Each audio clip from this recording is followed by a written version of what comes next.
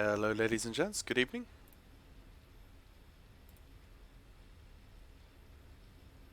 That looks okay.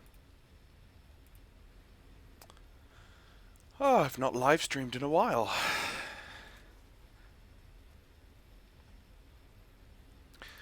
So for those of you watching on YouTube afterwards, after this is uploaded to YouTube, this is Stockholm, Arlanda. And we are going to be flying the PMDG DC-6 from here down to the brand new scenery by ORBX for Gothenburg in Sweden, down on the west coast of Sweden, which is fairly close to Copenhagen. And we are on VATSIM this evening. And while it's quiet in the chat, I'm just going to get a few things set up. There is a Norwegian pushing back. I'm not quite sure where he's headed to. Let's just take a look. Just update. There is... Oh, okay, he's going to... he's going up here to... I can't remember the name of that place. So there is myself, another Scandinavian going to Copenhagen, and then I'm going to Gothenburg. It's a fairly early in the evening for doing a live stream. I know on a Friday night most people are still getting home from work, etc. So it's probably going to be a fairly quiet live stream, but I wanted to get on and do something early to give myself the motivation to continue into the evening and do some more things later on. I will take a break after I do this leg. I'll go grab some dinner, come back, and then hopefully when I come back later in the evening I will have a bit more ATC on and we can explore the new Swedish scenery a little bit more, maybe with a GA aircraft or two. So that's the idea. So for now, let's fly over to Gothenburg and do our first fly into the airfield. I've set it up as best I can. I've not loaded up at the airport at all. I've not done anything. I've not seen it at all, so I'm just going to experience it anew in a beautiful vintage aircraft. And he has put his air stairs fairly close to my leading edge. I'm not terribly happy about that, but anyway, so I have done a little bit of refreshing on the DC-6 since I last live streamed the DC-6 quickly, because I wanted to do a proper engine start and observe the correct flows. So let's just start up track IR. We are currently connected to VATSIM, as you can see. I do not have any of the radios on, but we will get that done soon. So the first thing we'll do is we will go to our before start checklist and get the flight engineer up and running. So now he's got the radios on. Let's just go 122.8 to Unicom, and of course, because this is the updated VATSIM, we are able to do voice comms on Unicom, and I'm hoping that I'll be hearing some of my fellow aviators on Unicom as they speak. Let's hope this chap here and his friend do some calls. And there's the BizJet taking off. Let's just hope that folks on Unicom are a bit chatty. We can listen to people. Yep, so the passengers have been loaded. I've got a full... Let's see... Yeah, I've got full passengers this evening and almost full baggage, so, and 50% fuel load. Stockholm traffic, Scandinavian 709er, taxiing runways 19er right via Zulu, Papa Lima, Yankee. Correction, Zulu, Papa Alpha, and Yankee. Nice. Okay, so we've got some correct transmissions on... Oh, hello. Oh, hello. I'm just going to hit sign in because it's remembered me. Yes, thank you. Okay. And thankfully that did not show any of my details. So let's pull up a chart, a taxi chart, and he said... oh, what did he say? Oh, I forgot what he said now. Ah. I wanted to listen to what he was going to say. Anyway, let's just go to Plan G and see. Okay, we've got a 085, a wind at 8 knots out of 085. So that runway actually is going to be the best bet. Yeah, it's going to be the best bet. So 08 is going to be our best bet, which is where the BizJet was just leaving. We could see. Hi, folks on the YouTube. Say hello in the chat, and good to see you. So we're going to be taking off 08. Let's just do a check on the weather, of course, being this being in Scandinavia, and you know, hashtag YOLO on the weather. So let's go. Okay, so as we saw, we have roughly 090 on the direction of the wind at 8 knots. Visibility is about 5.5, just over 5.5 statute miles. Not that far, to be fair. Clouds broken at 1,000 feet. It's pretty much overcast up there. Temperature is 3, dew point is 2, moderate rain, and we have a fairly low pressure at 0.9093 on the QNH. I'm quite surprised it's 3%. Oh, sorry, 3 Celsius up in Sweden at the moment. I'm in the Highlands of Scotland. That's pretty cold up here. Hello, good to see you, man.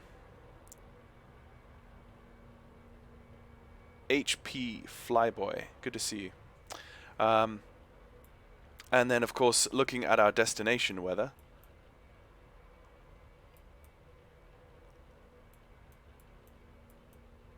Destination weather in Gothenburg is pretty much the same. Wind at the same angle.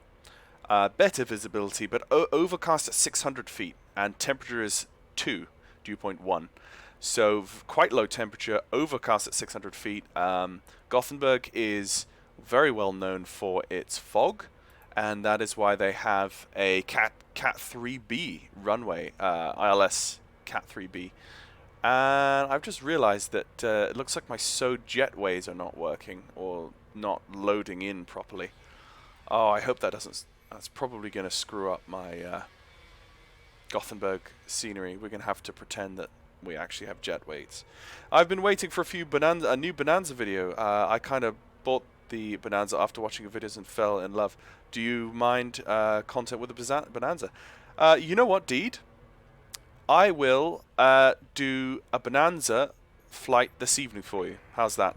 So I'm going to do this flight to Gothenburg, land in Gothenburg. Delta 4603, taxiing to runway 08, leaving apron Charlie Delta to via Alpha to holding point X-ray to runway 08.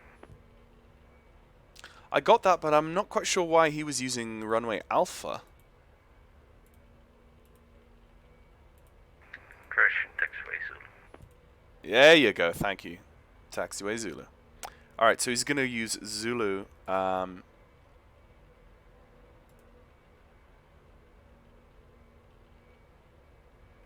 Yeah.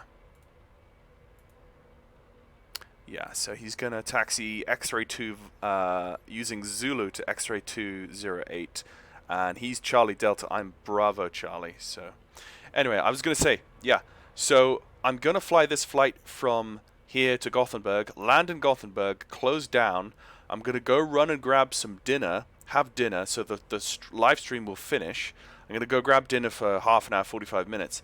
And then I'm going to come back, and hopefully there might be some more ATC online in Gothenburg for the evening. And then I will do some VFR. Well, maybe not VFR because of the weather, but at least some GA flying at Gothenburg.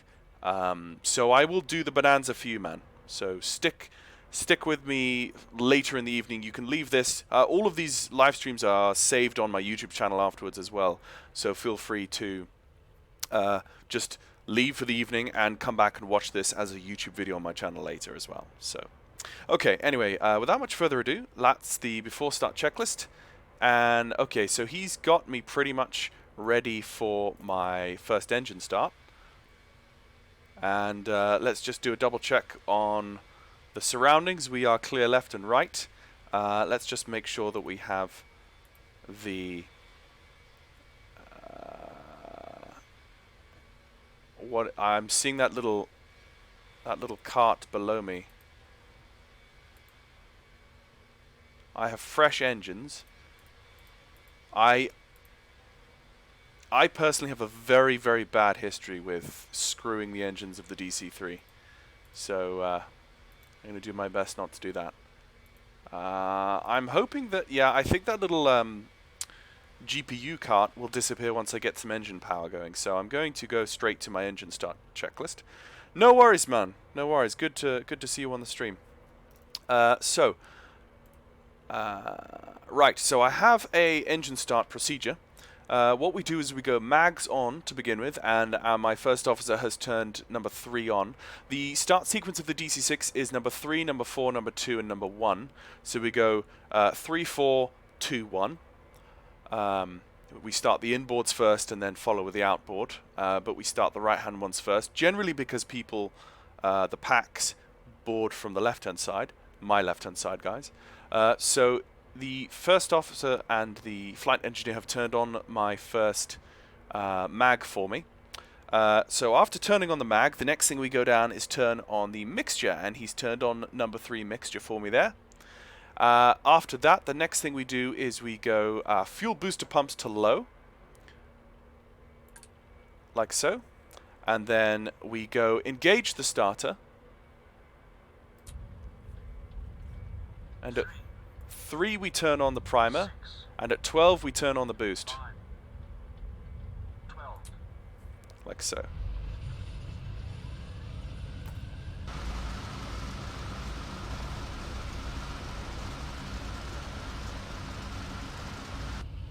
Okay, so let's just monitor that engine.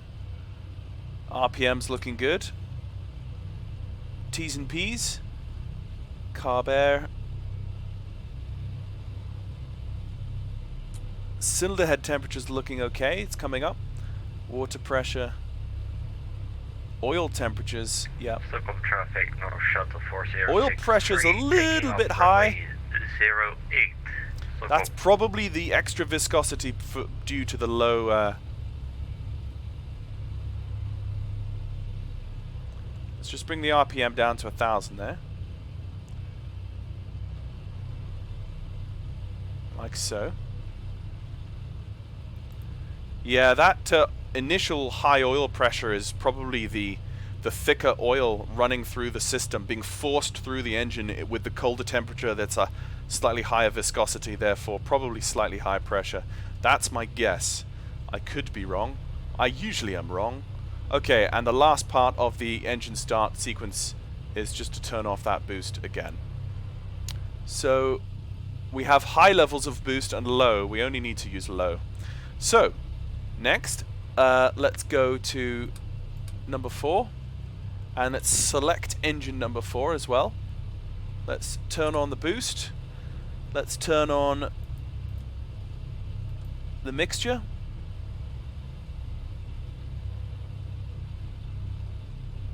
Let's turn on the starter.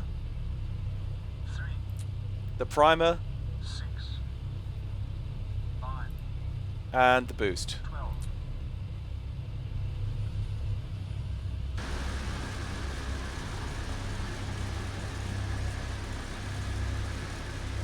And we didn't get a good start.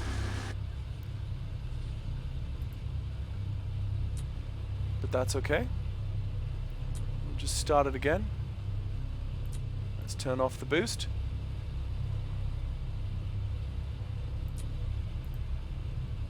Three, 6, 5, 12.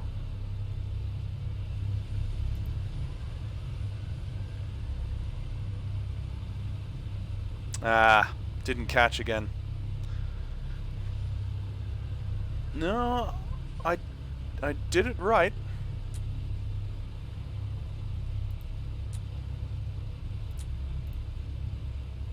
Selected number 4. Boost is set to low.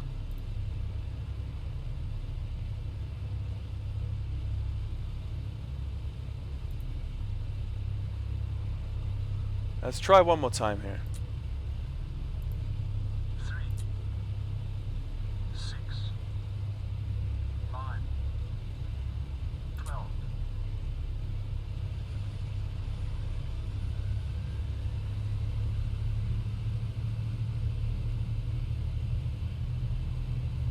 Yeah, I need to spike the...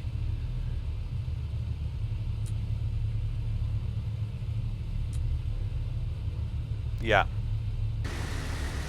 You see how the,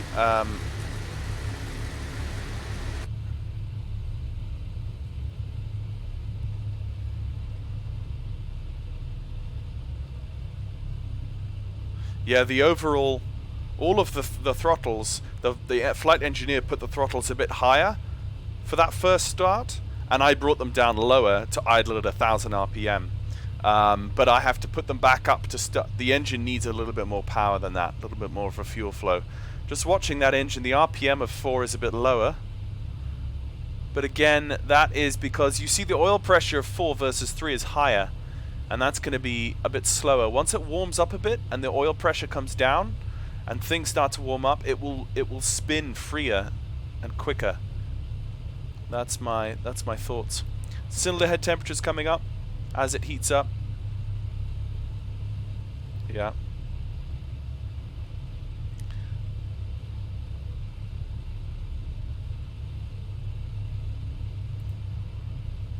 Okay, while we're here, let's start with number 3. Okay, that's the mixture of number 3. Oh, sorry, number 2. Let's get the mags on, and let's get number 2 selected. Let's turn off the boost and turn on the boost for number 2. That RPM I'm still watching.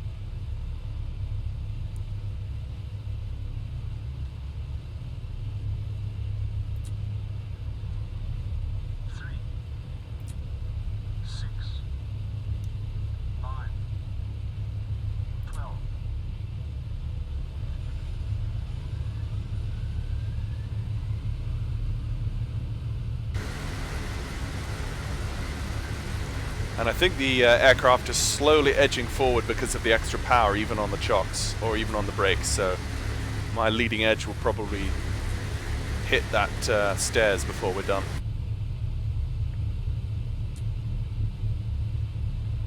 Okay, let's just bring the throttles down and bring that back down to about 1,000 RPM. Okay, that was all good. Okay, let's turn that down and let's go to engine number 1. Let's turn on that for engine number 1. Let's turn on the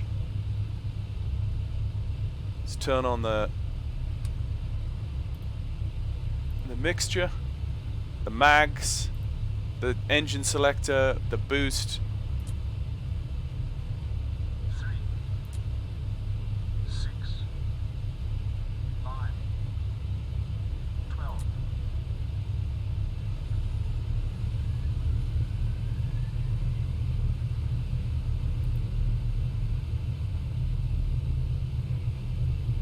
Okay, there's all 4 engines.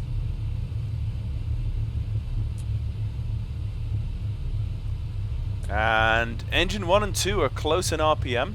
Engine 3 and 4 are pretty close in RPM as well.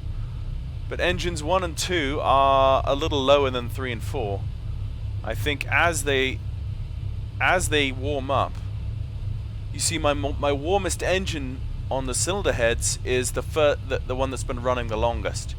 You can see, and it's actually inside the green arc now. All of the others still have to warm up a bit. Engine 2 looks okay.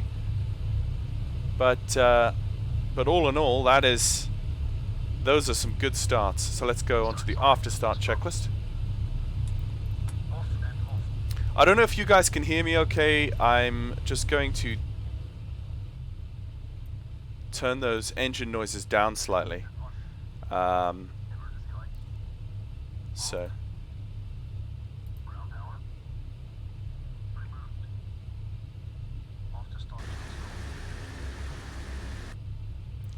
okay, I'm not 100% happy with the RPM on both sides. Got a bit of a discrepancy there. So our cylinder head temperatures are looking a bit more even across the board, though. I'm just not enjoying that RPM discrepancy. I mean, manifold pressures are fine. I mean, they look completely equal. But we have some differences there. So we'll monitor that. We will monitor that. There's not much else we can do other than get going and hope Hope things change. So I'm going to go and do a pushback.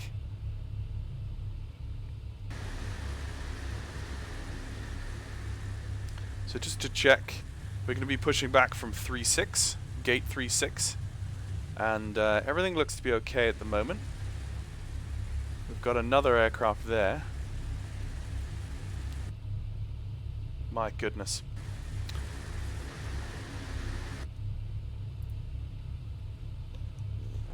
So it's going to be Stockholm traffic that I'm transmitting on. Stockholm traffic, Scandinavian 551 pushing back, gate 36.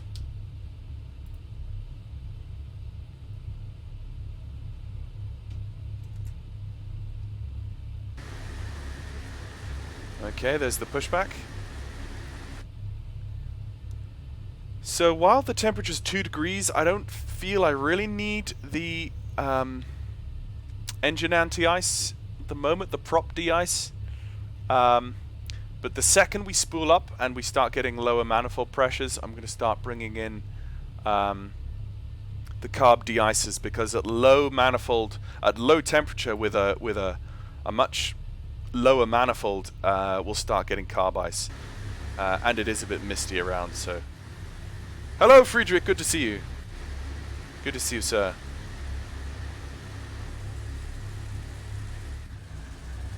Oh, and it started raining.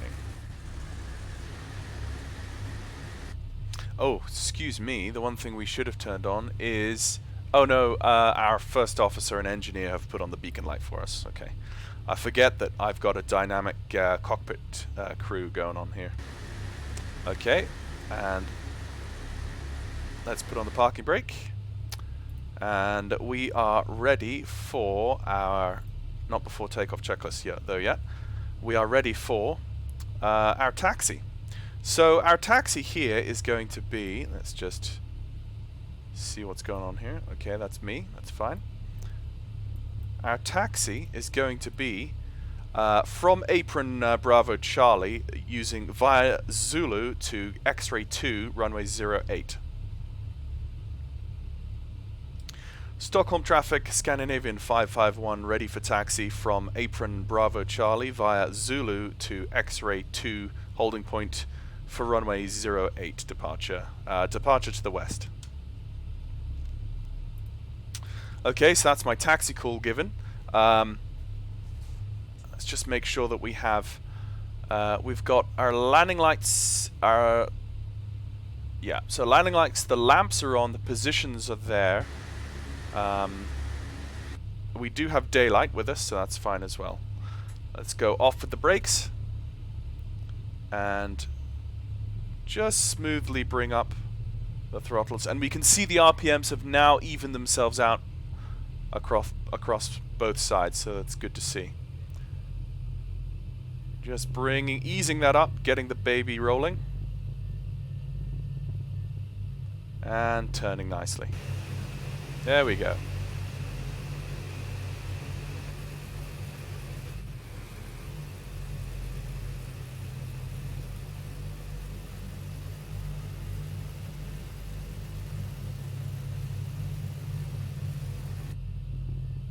Sounds like the brakes are constantly on, but I don't have them on. Just a bit. I'm loving the good frame rates. Oh no, I didn't mean to open the window. Sorry. No, close it. It's quite loud. It's actually genuinely quite loud. Can you guys hear me properly over the engine noises? Do I sound okay to you? Okay, so Zulu. This is Zulu Hotel. We want to turn right here. But it doesn't show me a right-hand turning. But I'm going to turn right here. I should have taken that lane over to my right. Just check to the left, make sure that aircraft isn't taxiing out in front of me. And just hang a right-hand turn here. Let's set flaps, our first notch of flaps for takeoff.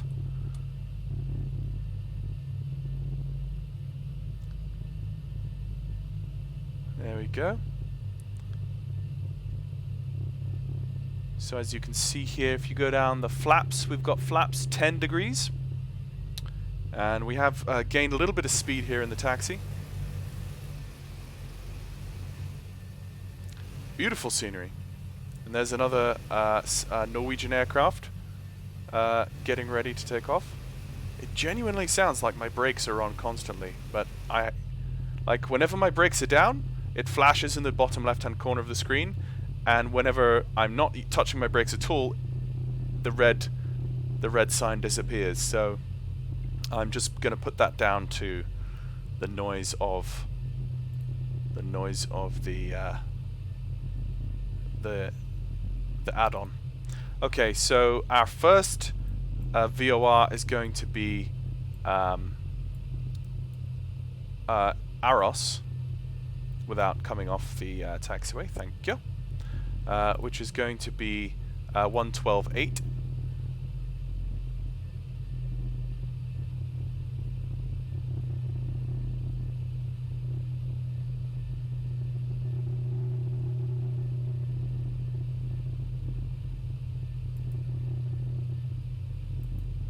Like so.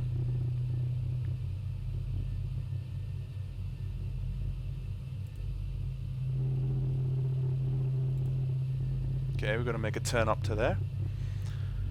Your sound is great, Peter. It's okay. Okay, good to hear, Friedrich. Thanks. Just have a look. Stockholm Arlanda was never classically a good airport for me, performance-wise, but they've made some updates, and now with my RTX 2070 Super, thankfully I can say Stockholm Arlanda, as you can see, I'm getting an average of 30 FPS, which for P3D, as we all know, is highly desirable. Okay, now so I've not got any. I'm going to go with my before takeoff checklist here because I do not have any hydraulic.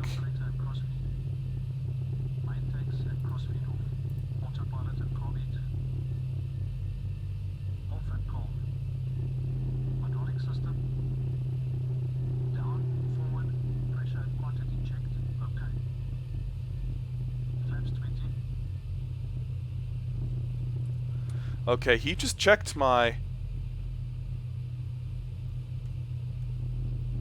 He just. Oh.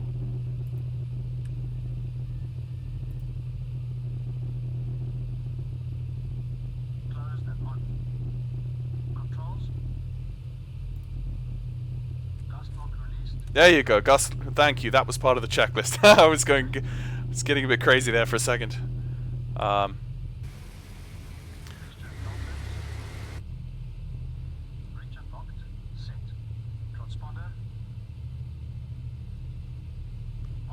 Oh yeah. Thank you.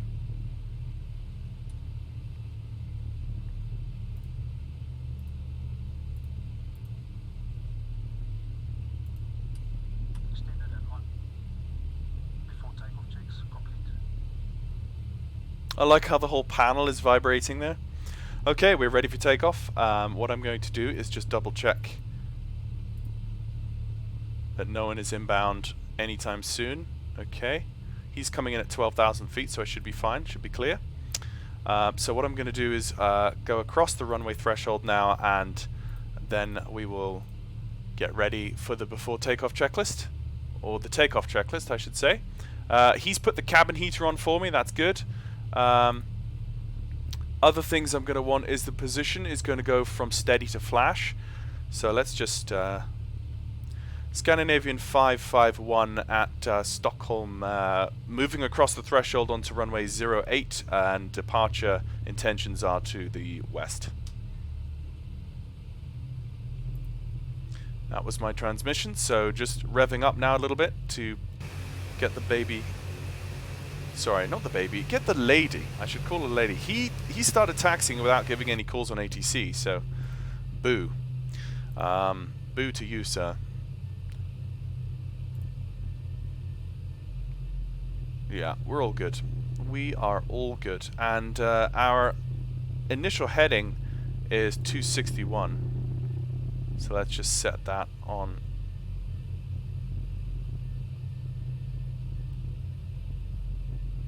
There's 261. There's our lights fully on. And there is our position is on flash. Yep. Oh, he's taxiing down there. Okay. Okay, the next thing we want to do is run through the wet. Water injection. Okay, now this is where I don't touch the throttles anymore. On. 30 inches stabilized. He's gonna go 30 inches stabilized. He's gonna bring up the engines nice and smoothly. 30 inches stabilized. Kill flaps. Kill flaps. Kill flaps set. He's gonna. Power, please. Okay, Power. now my flight engineer,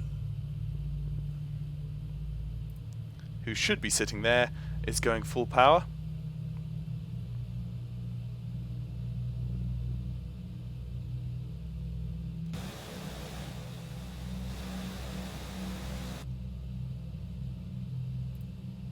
Full power set.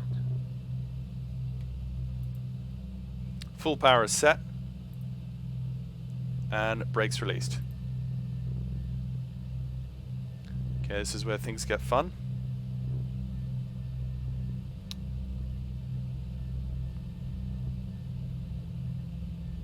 Okay, we should have a complete headwind here. Rolling very nicely down the runway. There's that Norwegian taking off behind me. Completely with a sidewind. And gonna rotate right about there. Very nice.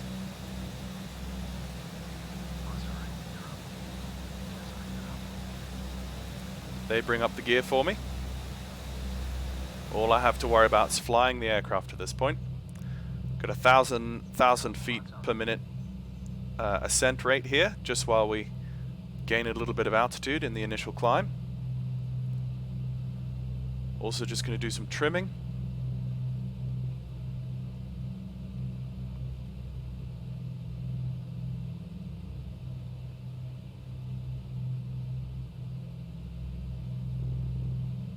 When we get to 1,000 feet, we're going to put on the autopilot.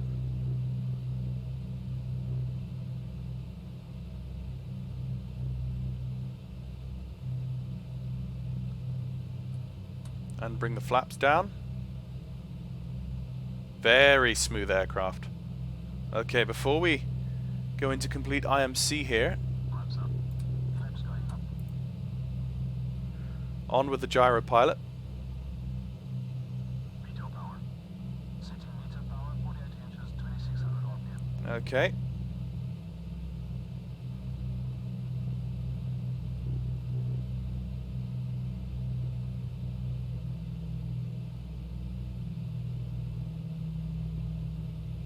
Okay, we're just going to bring down the Power set.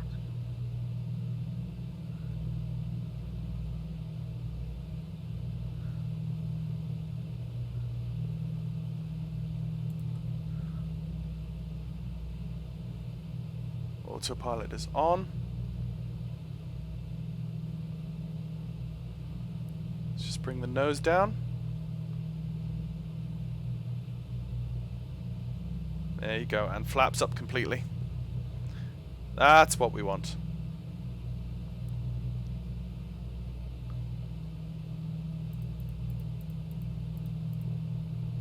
Okay, let's start our left-hand turn, setting our climb power for us. So half of this is all organized by my flight crew, my cabin crew. Sorry, not the cabin crew, the flight deck crew. And I'm doing the flying part. It's very much a team effort in an aircraft like this. After takeoff checklist, so he's running through the after takeoff checklist. He's turning off the lights. He's doing what he needs to do. Let's just make sure that we control that rate of ascent as we come round onto our first radial. So we're turning left and we're coming round onto our first leg. Lovely aircraft. Look at that. And there's the beautiful Scandinavian woodlands below.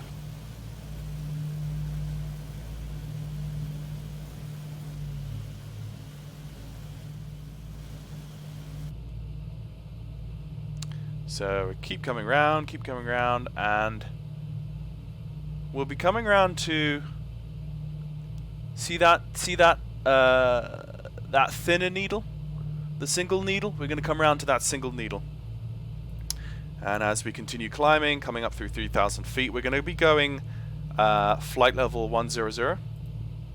So at a certain point, we're going to go to 290902 on the pressure. Actually, let's do that now before we 290902. Okay, set. Set and cross-checked. No, not cross-checked.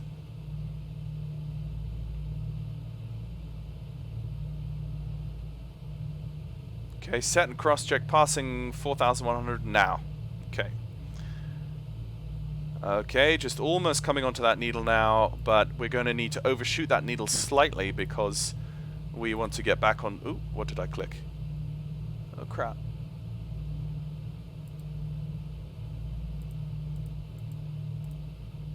I don't know what I pressed. Okay. Okay, let's level out. There we go. Now we're coming up through the clouds. We're going to want to bring on this carb ice under the prop de-icer because we're going to get awfully close to that freezing temperature awfully quickly. If we go, yeah, temperature outside is negative 1.5 and will drop as we climb, so that's a good time to turn that on. How are we doing, guys? How is everyone in the YouTube chat? And see, we've got no one on Twitch at the moment, but we've got about 9 people in the YouTube chat, so good to see you. And oh, we've got some blue sky. Got some blue sky up ahead. It's not too far until we get into some blue sky, so that's good. Okay, so looking at nav1, we are 40 nautical miles out, and we're pretty much on. Yeah, that's not really gonna give us. Is that giving us a radial? I can't remember. It probably does. But it just doesn't look particularly accurate. No, it's not really giving us any radial, is it? Oh well.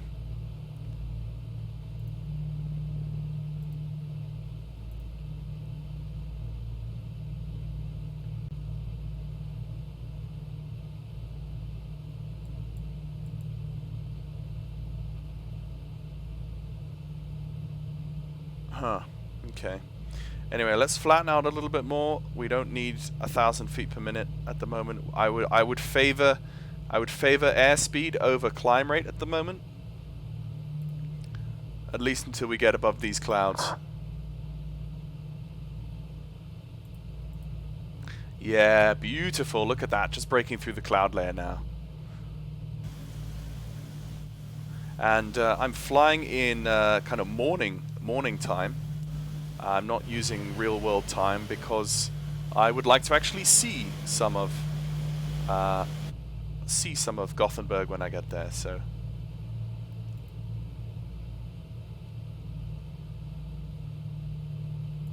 yeah, that's not going to give me an actual radial, unfortunately.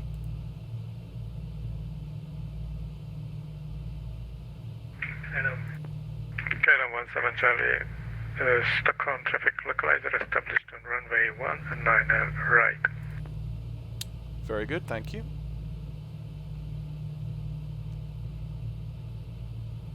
At 10,000 feet, we don't need oxygen. Remember, in the PMDG DC-6, we actually have to manually use our oxygen masks because life.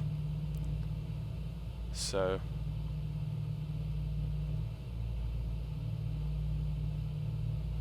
still ascending fast enough. Let's just bring that down again.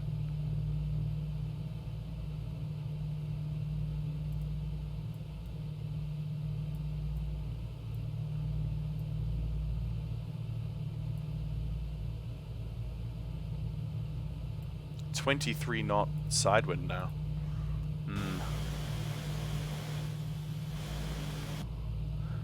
And soon we can think about taking the seatbelt signs off. I think I'm comfortable to take the seatbelt signs off above the cloud layer once we get up there. Still climbing nicely. Only problem I see is that we don't actually have... Let's just go nav 2 to 116 and I'll show you what we can do.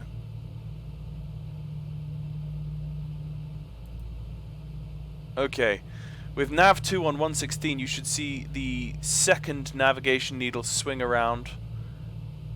Hello? Did I do that correctly? Yeah, nav 2, active nav 2 116. Is that not going to swing around for me?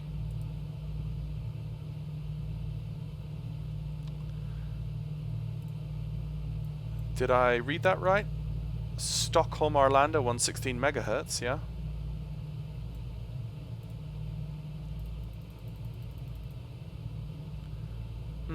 Okay.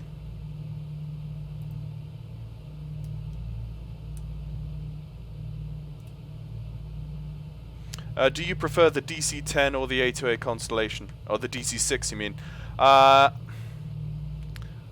prefer the A2A Constellation. I'm a lot more familiar with it, but this is a very beautiful aircraft as well. I think if I flew this as much as I flew the Connie, I'd probably enjoy it a lot more. I enjoy the Connie more, particularly because I can do transatlantic legs in the Connie. In the DC-6, this is the domestic version modeled, so this is not the one modeled with the transatlantic fuel tanks. So it's kind of not particularly nice if you want to do transatlantic legs in the DC-6 because you have to artificially spam more fuel into the fuel tanks halfway across the Atlantic, which isn't particularly realistic fuel management wise. We're doing really well on speed in this climb. I don't know why we're so fast in this climb. Usually we shouldn't be that fast. I don't know. But there we go. Hello to my one Twitch viewer. Okay, so almost above these clouds now. Once we get above the clouds, I'll take the seatbelt sign off and I'll go use the bathroom, and my first officer can take the controls just momentarily. Okay. KLM 17 Charlie, Stockholm traffic, runway vacated. Yeah, so with that sidewind, and I just overcompensated there and came off that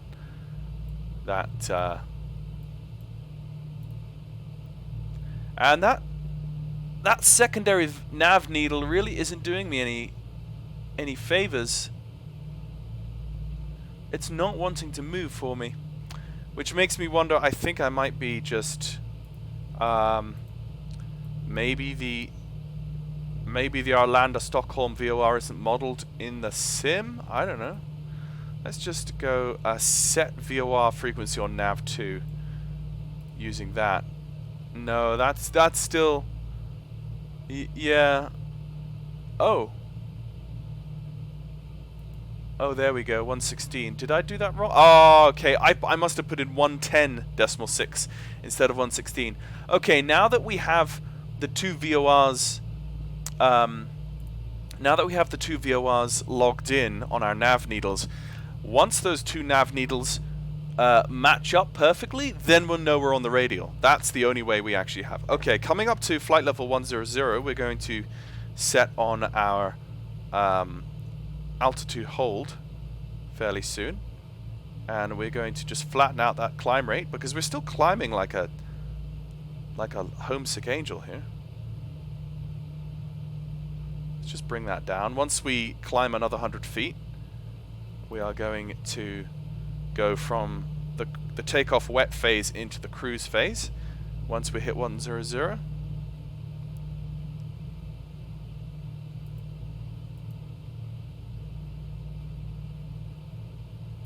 There we go. Take off the seat belts and let's keep the emergency lights and the smoking on, shall we? Okay, let's go into the cruise. Cruise power. There we go. My tea is cold, but I have a beautiful mug to drink my tea. It is a 617 Squadron beautiful bone china Lancaster mug. And on the bottom we've got like the dam busters as well. So, yeah. Stop showing off your mug, Mantok, and fly the aircraft properly. Okay. So, we are pretty much almost on that radial. Look at that. And, yep, that's confirmed there. Let's just bring that heading slightly to the right a little bit. Cruise checks are complete. We are good. Excellent. Just bring the nose to the right slightly, just so that we don't mess up that radial. Let's call it there. Yeah, that's good. Okay, and we'll stick with the aircraft once we get set on this new heading, which is a long heading.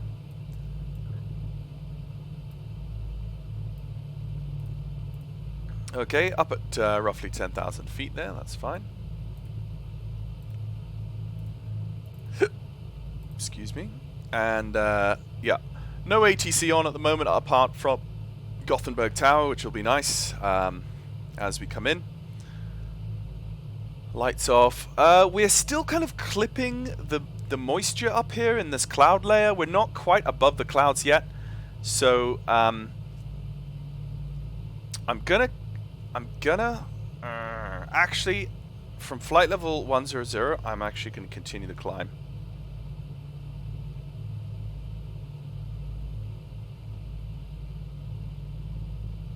I'm going to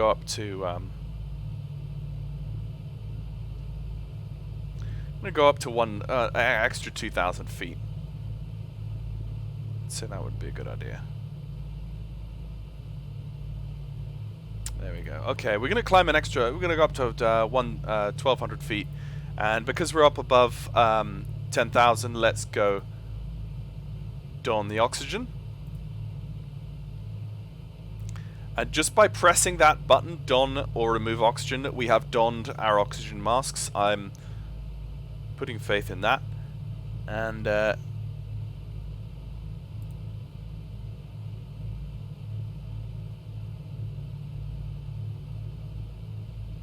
should be blinking.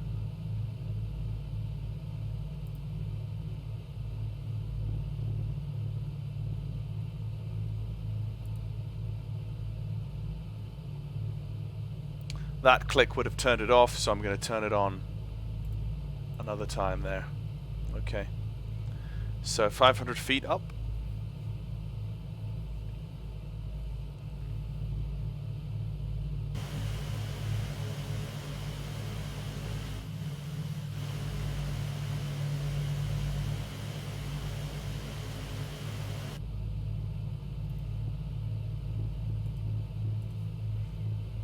Okay, 3.5 to the VOR. So our next leg is 229.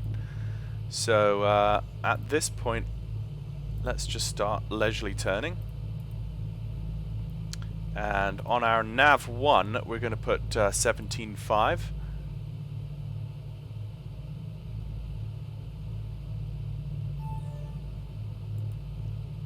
And nav 2, we are going to have 12.8.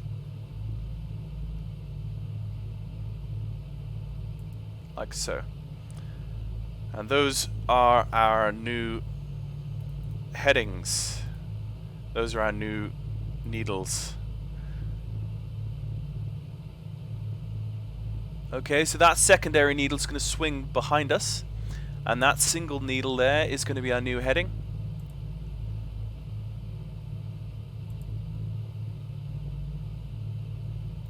Like so.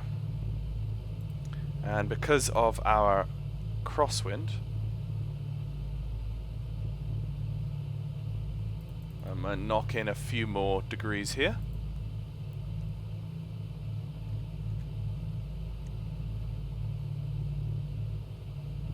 Just like so. Still climbing. That's a flight level 110 pass now. 1,000 feet to go to cruise, and you can see we are in another 1,000 feet. We'll be above the highest of the cloud layer, and that's going to be fine to turn off our. Actually, I'm going to turn off the carb icers now and the prop de-icer, because I am confident that we are just about above the layer now. Very good.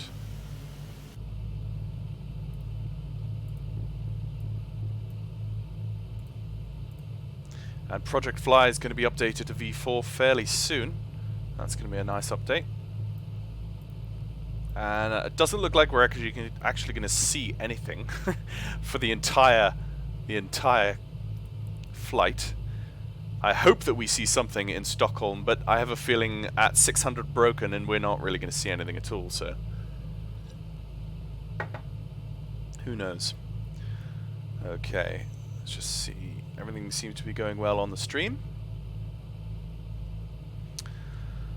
And if you missed it, I said before, once we land and park up in Gothenburg, I am going to go grab some dinner. I'm going to stop the stream. I'm going to go grab some dinner for half an hour, 45 minutes. I'm going to come back and start the stream again, but I'm going to start the stream in a GA aircraft in Gothenburg. I'm going to start in the Bonanza.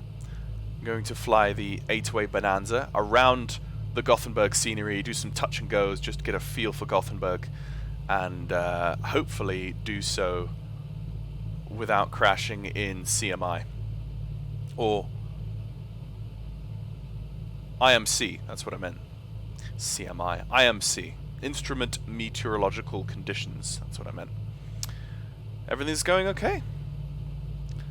And just a few more 100 feet and we'll be at our new cruise level. I put 10,000 in the flight plan, but I'm at flight level 120, and if a controller comes on and questions that, then I'll say, well, I just climbed because of weather. And that's fine. We are quite nicely on that radial now. Let's just make a small adjustment to try and keep ourselves on that. Crosswind is still holding at 25 knots, but it's shifted ever so slightly in its direction. Okay, very nice, very nice. On the way up to our cruise. The sun never rises very high in the north latitudes here.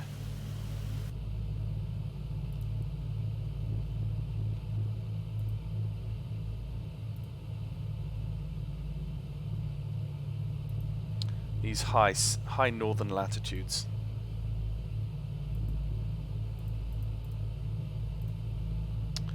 Okay, coming up, coming up, coming up, coming up, and that's 12,000. Leveling out, and we're already on cruise power, everything's set, so I'm just going to pause track IR for the moment. I'm going to go run, use the bathroom quickly, maybe get myself some new tea because this is quite cold. Okay. We need the tea message. Yes, gone to make tea. We'll be back soon. Right. Excellent. Right, I'm going to step away for a moment, folks, and I will see you in a few moments. So just enjoy the cruise, handled by our lovely first officer and flight engineer.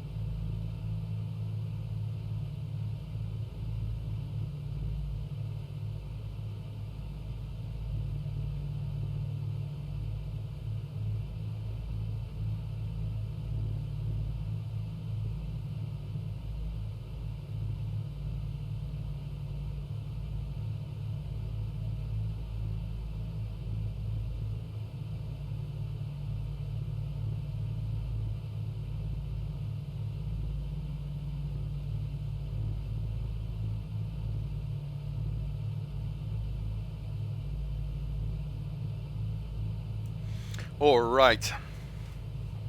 We're packing. We are packing now, boys. Right, let's just see how far we've drifted off course. Oh, oh, look at that. Lovely. Right, so let's just double check that we are also not flying through someone's airspace. Wow, look how far we've come. We're almost halfway. That's really not that far. Right, so, guys. I have some, a Scottish delicacy. This is called tablet. Tablet looks exactly like fudge. But tablet is, and it almost tastes like fudge, but it's not quite like fudge. It has a more, it's less chewy and gooey and smooth. It's like it's been boiled slightly too long or slightly not enough, and it's still kind of in that granular, like sugary granular texture before it turns completely. And the Scottish love it. They think it's like the best thing since sliced bread. Similar to the way the Norwegians are like, Kit Kat. No, no, nobody has Kit Kat here. We have Kviklands. And it's like the dew from Thor's rain clouds himself. Like, you know, it's... And it kind of tastes quite similar. Yeah. Food evening with Mantok.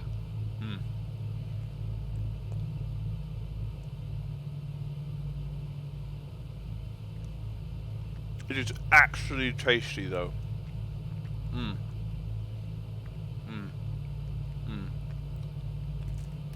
It is actually really good. Oh, and this is like a white chocolate version as well. Oh, love white chocolate. I'm going to the gym tomorrow morning, folks, by the way, as soon as I get up, so I'm happy. You're happy. Well, you're not happy because you don't have any, but I'm not going to give you any. It's mine.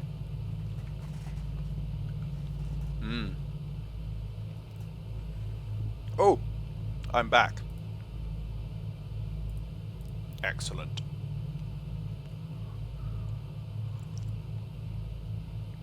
Oh.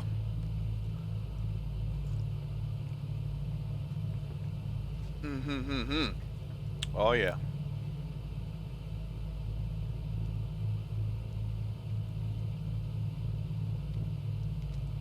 Right.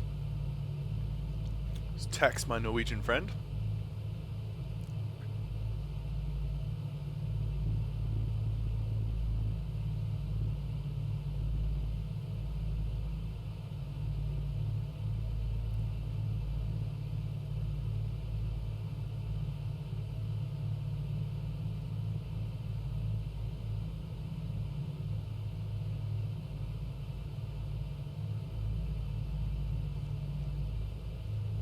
Bit of turbulence.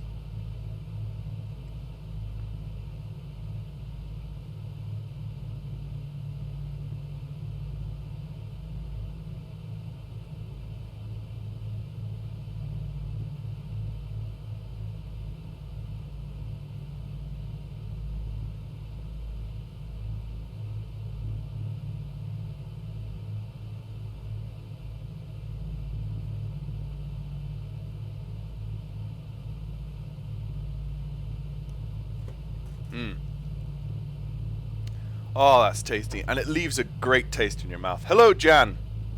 Hello, Jan. Hi! Hva det bra? Hva du bra? Wait. Nej. Nej.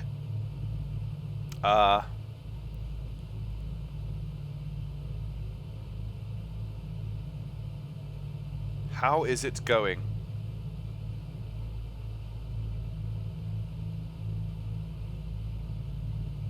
What? Oh. Oh, I'm gonna have to Google it.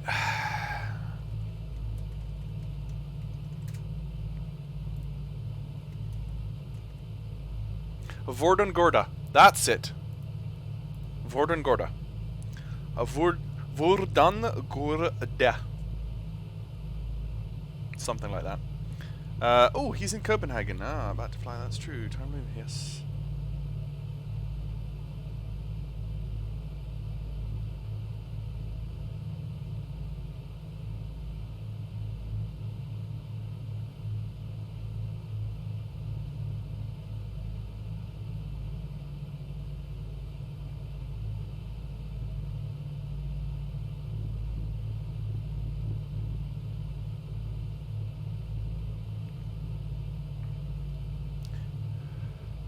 He's in Copenhagen, about to fly back to Oslo.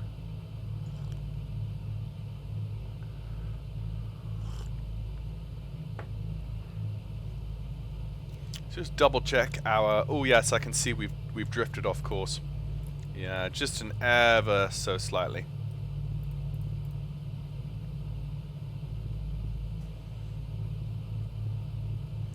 Det går bra och med dig?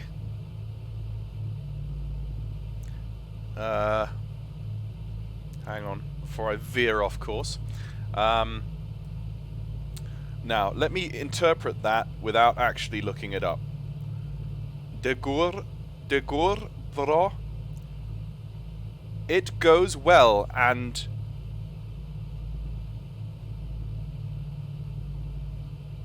it goes well, and you? Väldigt bra, ja. Väldigt bra. Nej. Väldigt bra, ja. Ja. Det går bra, ja.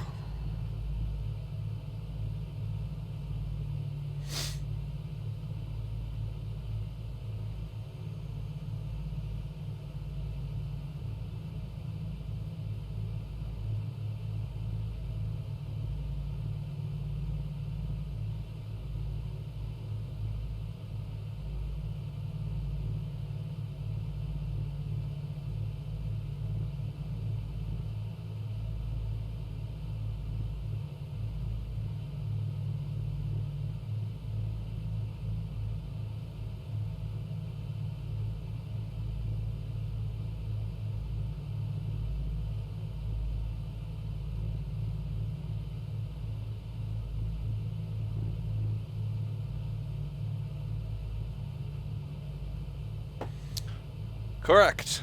Ja. Haha. God stämning.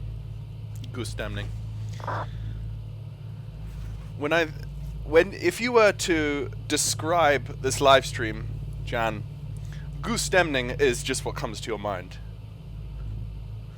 Like, I feel that that's how you feel. I feel so confident that that's how you feel. I'm just gonna, like, declare that that's how you feel. Ooh. Oh, yes.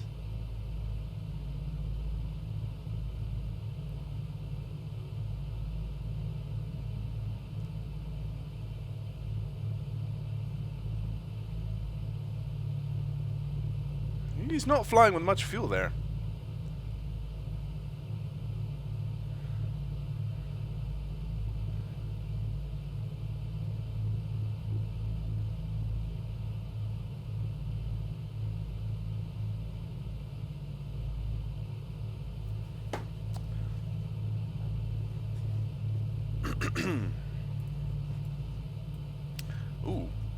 Ooh, actually.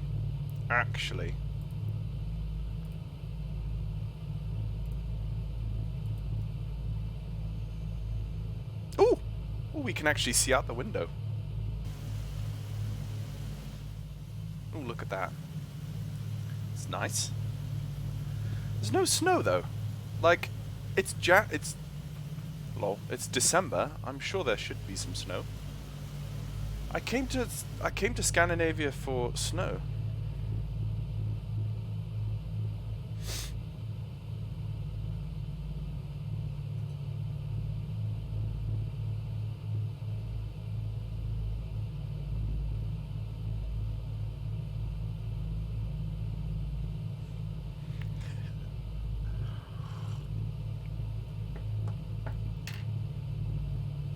Right.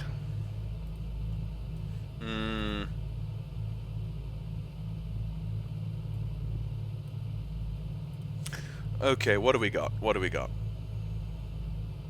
Okay, we can't actually pick up. Yeah, it's not a. It's not a.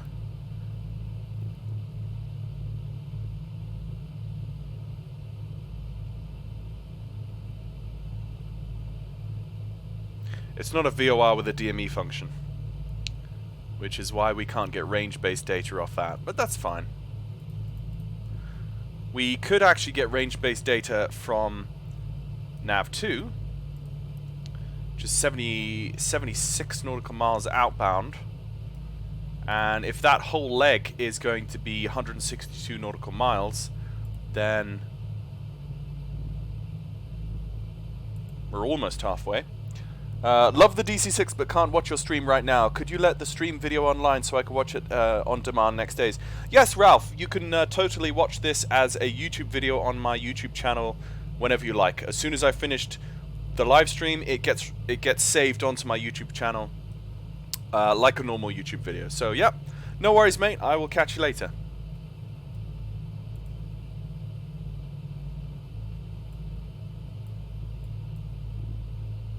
Yeah, we're good. We're good. Okay, so descending in the DC-6 is a little bit tricky because you can't descend terribly quickly. Descent, you're like 500 feet per minute the entire time. So, this has caught me out many a time before. You just hit the descent, first officer and flight engineer prepare for the descent, and then the engines come back and you can go into a descent profile. So, yeah. So,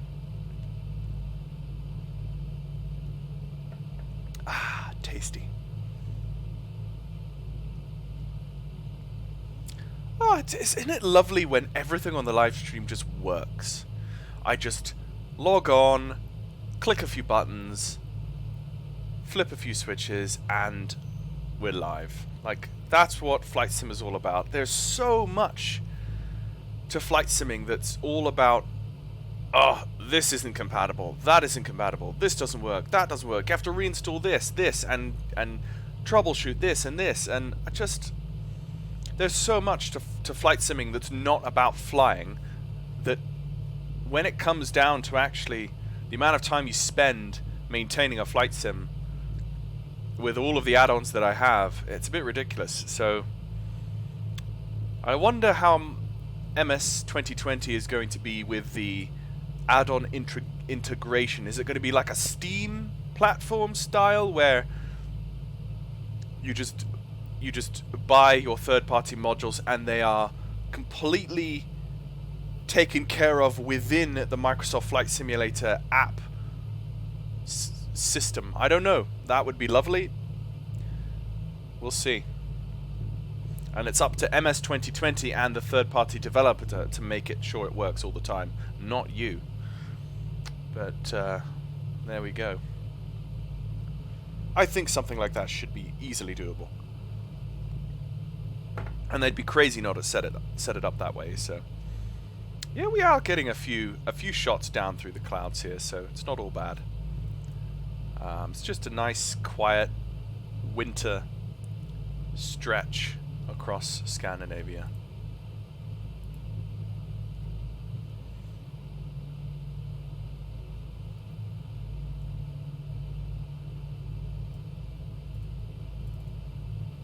With lovely performance as well. Okay. About just over halfway now.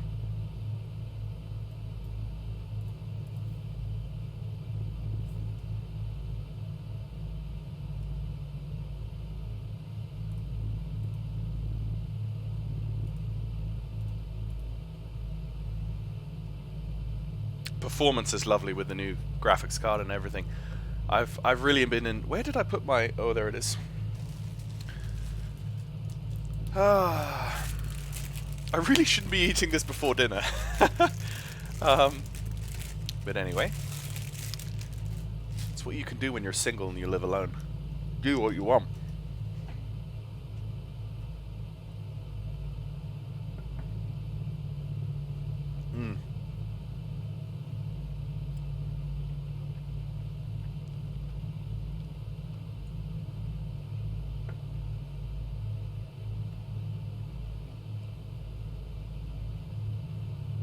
Ah. Yes.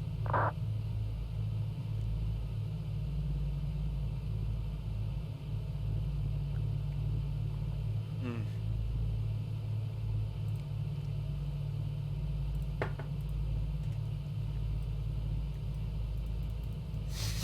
Just do a little adjustment to the left. You can see I'm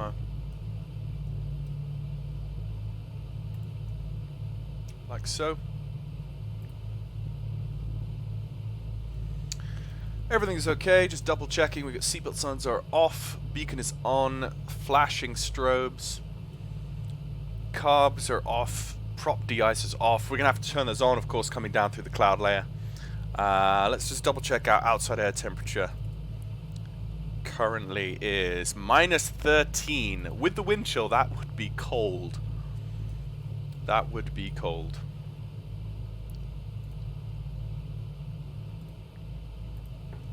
Yeah, still got a 24 knot. Okay, I'm gonna start descending now. This is me right here. 26 inches, please. Setting 26 inches. Okay, he's going 26 inches. I'm gonna bring off. Gonna bring that off, and I'm gonna put on the fasten seatbelt sign. He's bringing that down to 26 inches. 26 inches set. 26 inches set. Backwards, please. Descent checklist. Altimeters and flight instruments. Cross-checked. Seatbelt signs on. Yep. On. Engine blower is low. Low. Yep. Descent checks are complete. Okay. Okay, we are descending ridiculously slowly.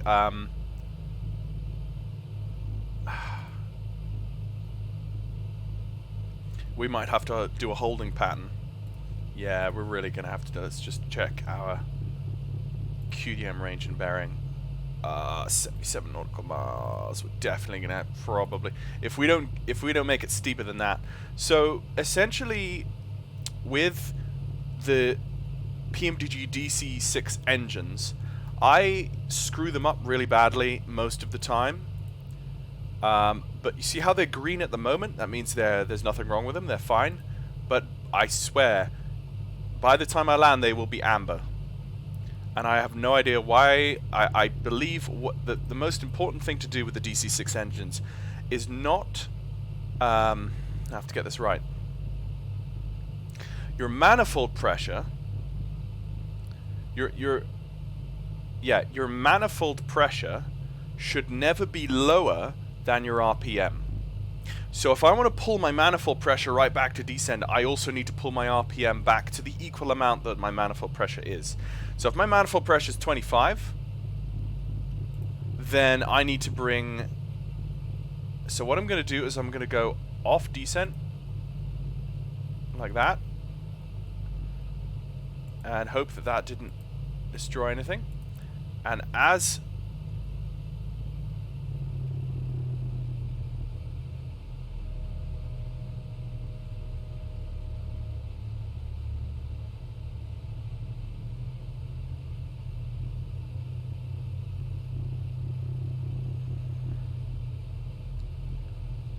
Okay, that should be fine. Well, if we go 15, like that. In that setting there, we should not be destroying our engines. But by the time I get down onto short final, maybe a different story. Okay, that's 500 feet per minute. So 500 feet per minute by...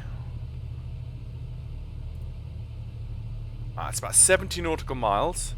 We are currently going almost, let's make that 200 knots.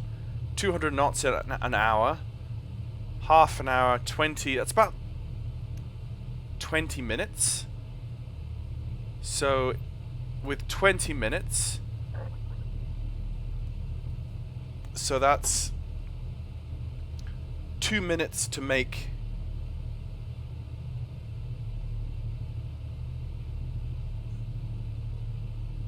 So we can descend 10,000 feet in roughly 70 nautical miles. That is my thoughts, which is actually fine. That's actually fine. Now that we are in the descent, let's adjust our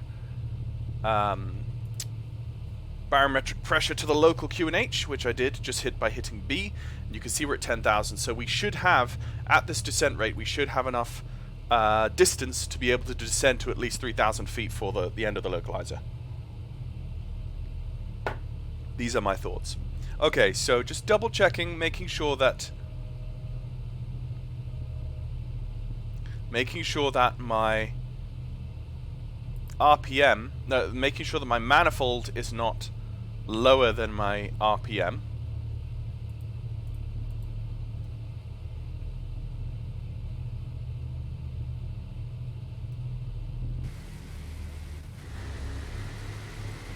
See, there's a little bit of sidewind happening there. You can see with the aircraft. DC-6 model is beautiful.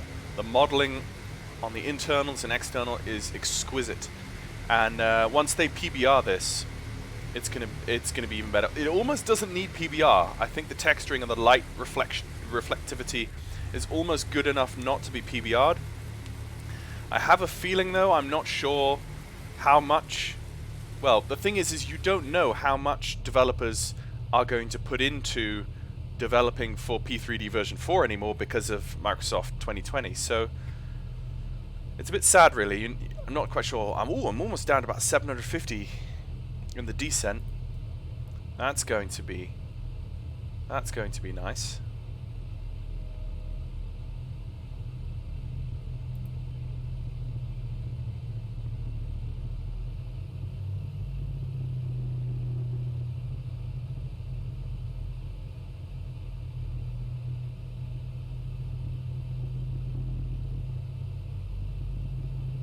Let's just make that, have the RPM in the manifold at a more similar.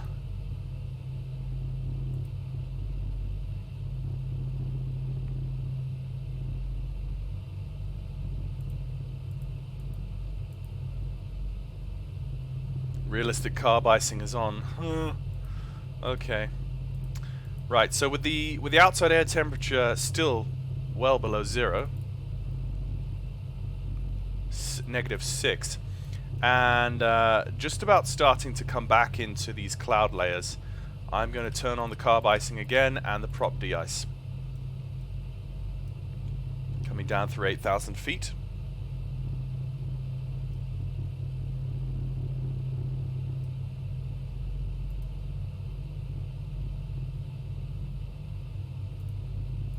And let's just tower details. He doesn't have any tower details. ATIS details. No ATIS details. Okay.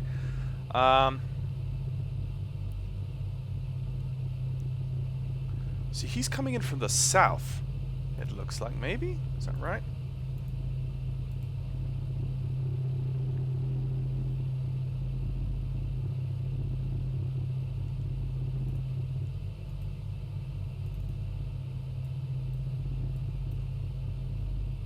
Okay, wind is 7 knots at 100, which is going to make it ILS 2-1. So 1085 on the localizer. Let's turn on track IR now. I think we're fine. That was just confirm 1085.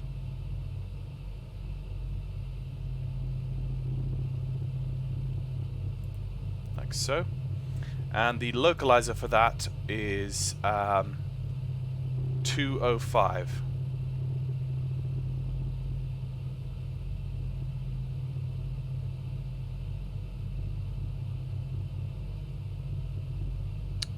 set. Let's just double check. We're getting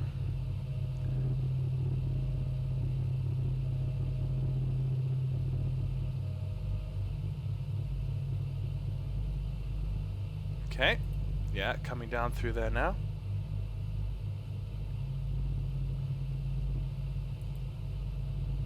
Feel like I'm getting a bit of a push from the left. Definitely, yeah.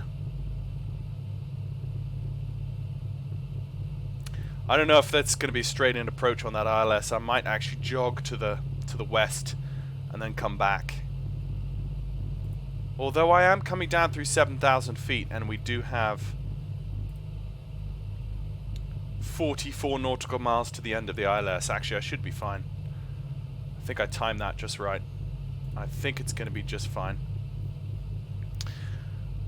Okay, so coming down into the cloud base. I'm under 10,000 feet, so strictly speaking in modern day terms I should have some lights on. But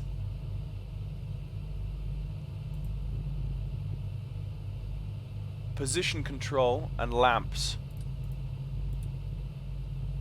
I'm going to extend those bad boys. Yeah. So that's that. What temperature is it outside actually? Because it is... my feet are starting to...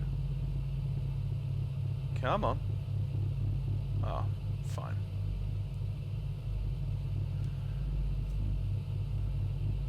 Starting to get a little cold. 6 degrees. Okay, fine. My house just doesn't hold the heat very well. No, it's 3 degrees. Okay, it's 3 degrees in the Highlands of Scotland. Fine.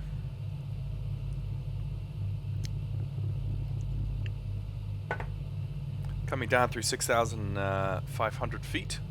So about 3,000 feet left to go before we can level out. So that should be fine. Let's tune the tower now, as there's really no one else in the vicinity. The tower is 118.6. Actually, let's go 118.37.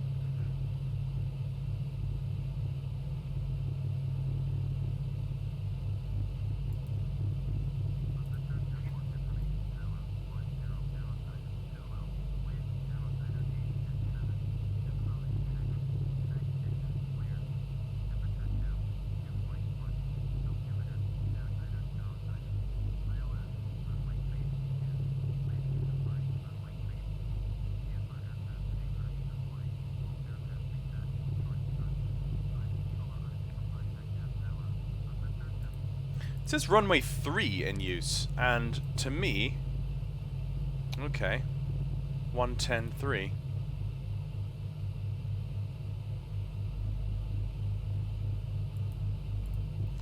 Didn't seem particularly logical, but okay. 025.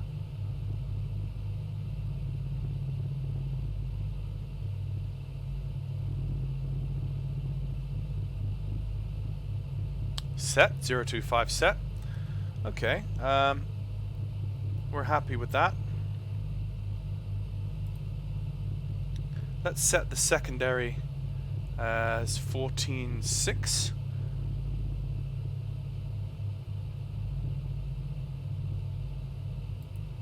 Just so we get a bearing on the airfield as well.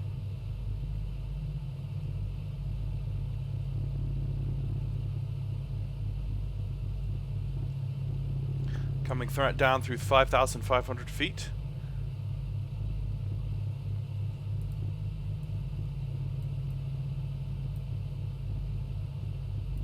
Okay, so at this point, we just need to... Let's actually head direct to Harry and then call the tower. So that's 117.5.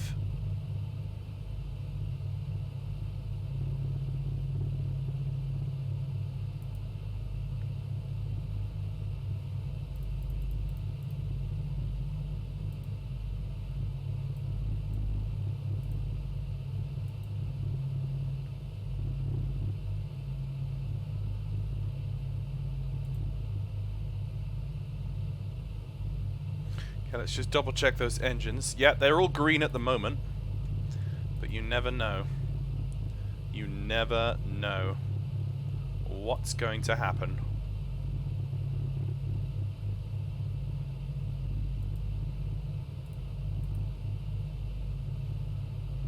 Oh.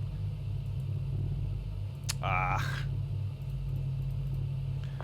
This is very manual. That was for Stockholm.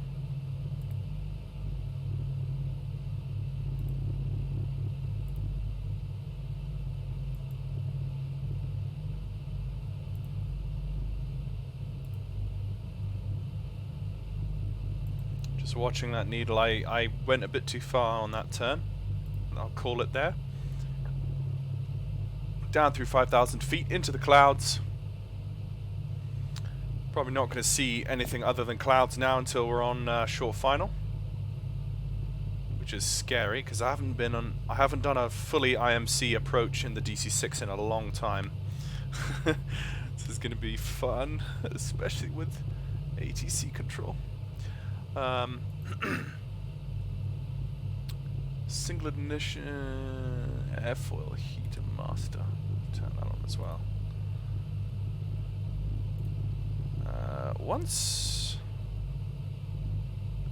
Yeah, still -2 on the temperature, and it's only +2 on the ground, so might as well just have anti-icing on the entire time.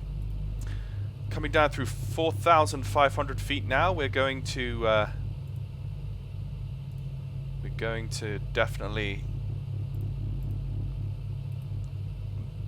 be down to 3,000 feet before we hit any ILS.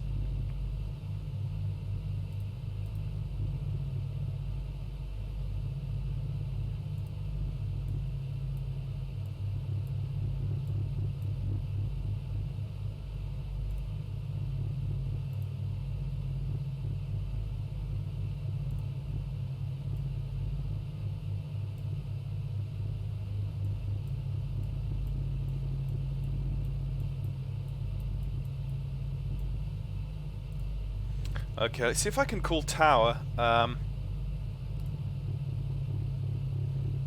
Gothenburg Tower, good evening. SAS 551. Just double checking what your landing runway is.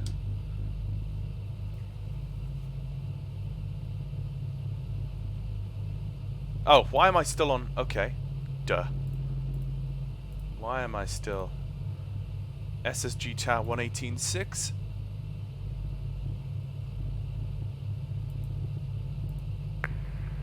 Bird 55 kilos till en minute.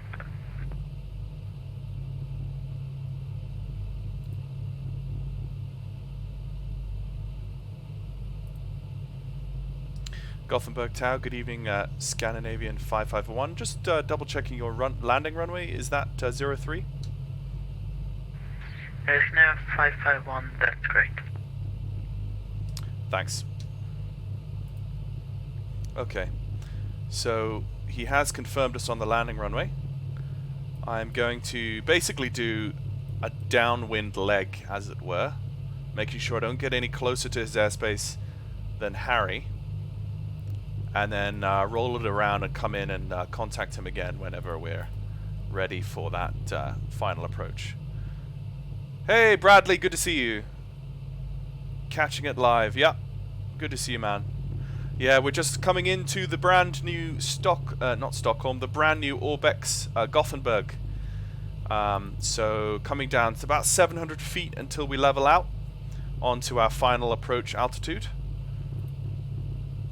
And trying not to bust the engines of the DC-6. We're currently all green on all engines, so I'm happy about that, but the second I start manipulating these engines in any way, shape or form, they're not going to start playing ball, so yeah. Okay, let's just double check the landing QNH is 2909. Let's just double check. 2909. 2909 set and cross-checked. So we're going to be leveling out 400 feet. And once we level out, we're going to bring the engine back in.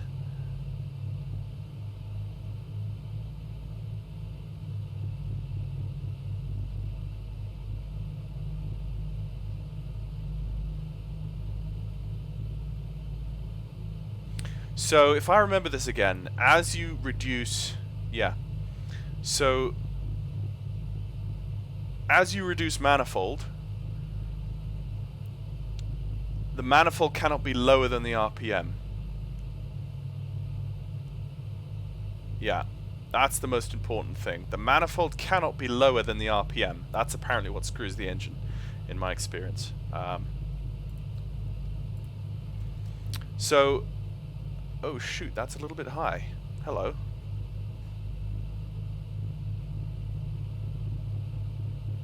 It's supposed to be a flat land. What's going on? Feels a little bit high. Or a little bit low. Well, maybe that's just my bad perception of what 3,000 feet looks like. Okay, coming up. And that's 3,000. Leveling out.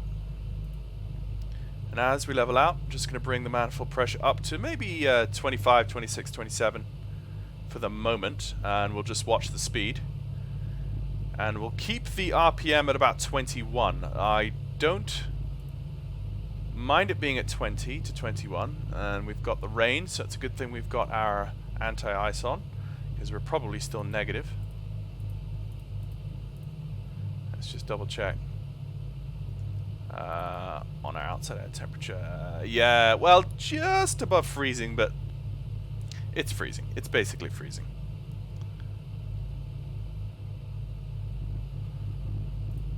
Okay.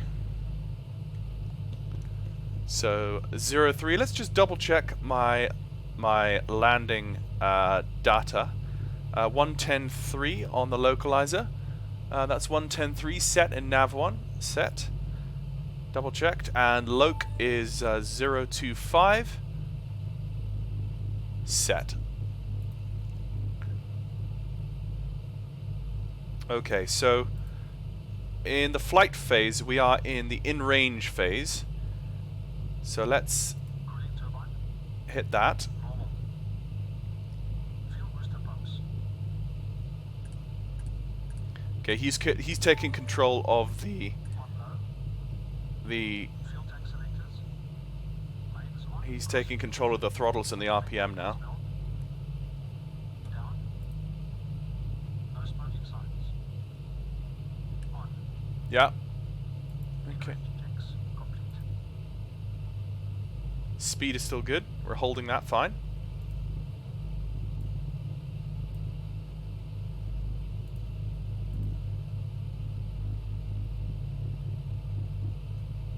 And then before landing checklist, we do as we hit the glide.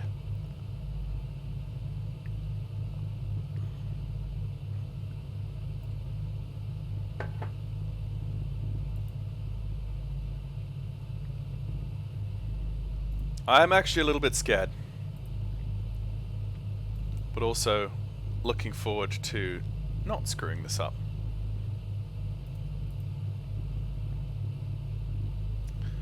Okay, so that single needle is the airfield. That is oh, sorry, no, that's actually the loc. That's tracking. Still tracking the loc. And the glide slope needle has just started to move.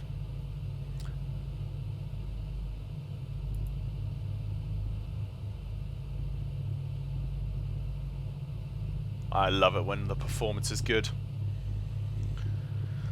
Whew. Okay, so he's completely taken control of my throttles and RPM. They're basically frozen, which I don't really like. But now that he did that, I could turn that off and be in control again. Okay, that's fine. So 2000 RPM and 25 inches manifold. We're still looking green on all engines. And just keep going south until we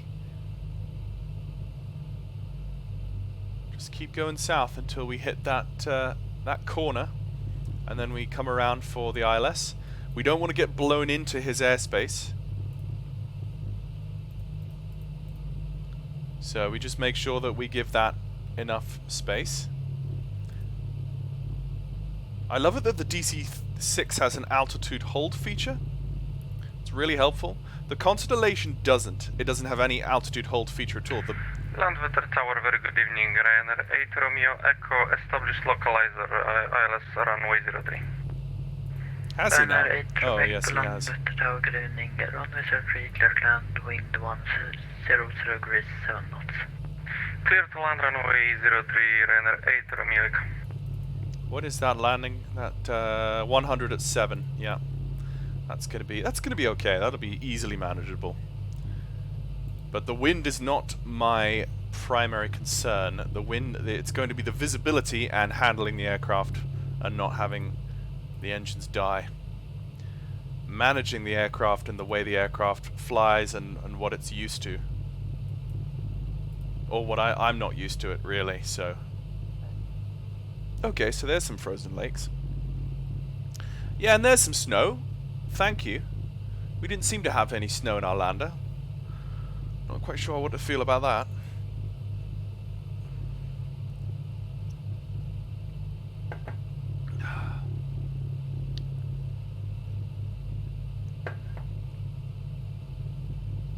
Okay, so tracking the VOR2 is nav2 is tracking back to Har. If we can keep Har on the right hand side of 030, we should be good.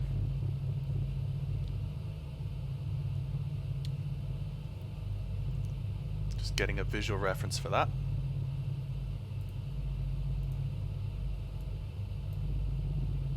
We're not gonna turn directly in that close at Charlie India 03. We're going to probably turn just off the coast and give ourselves a little extra time. I don't want to mess this up. And also, we don't have much traffic around either at the moment. We don't have any more inbounds for a while, so I should be clear. Not even him. Huh. It's funny that I'm sure there's going to be a lot more traffic around Stockholm, Gothenburg tomorrow, as it's a weekend.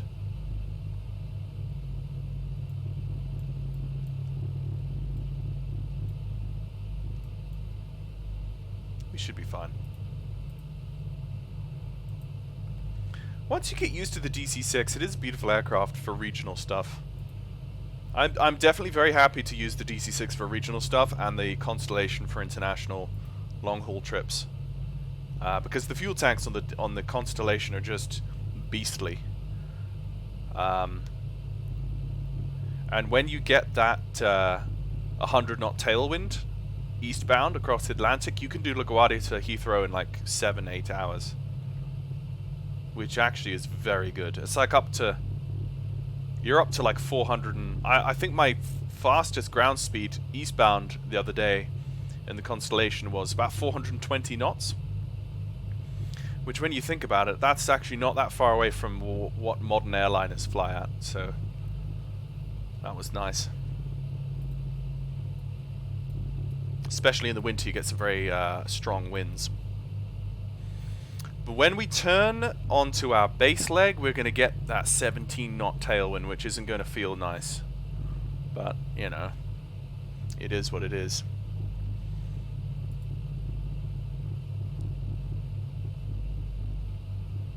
Landvetter Tower Runner 8 Romeo Echo requesting speed readout, wind readout. Runner 8 Echo Romeo, wind 100 degrees 7 knots. 8 Romeo Echo, thank you very much.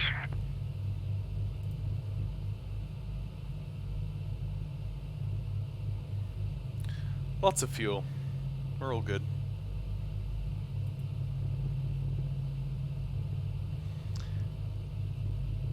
And my engine management seems to be good. Cylinder head temperature's all good.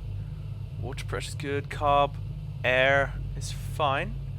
Oil temps are in the green. That's good. Oil pressures are fine. So that's all good. Haven't got our localizer yet, but that should swing into action once we get closer to the edge. Okay, we could think about turning due west now, so let's do that.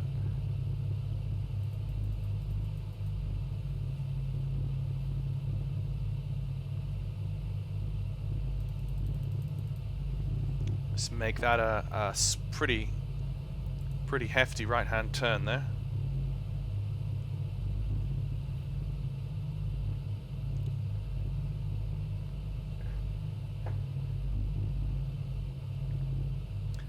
Maintaining about 160 knots airspeed.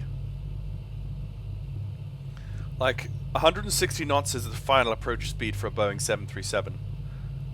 And we're basically cruising at 160. Ryanair 8 Echo Romeo, taxi stand 62 via Echo Yankee and Juliet. That's due west right there. Echo Yankee Juliet stand 62, Ryanair 8 Romeo Echo. Okay, so let's bring the manifold pressure closer to 2000. Start slowing us down.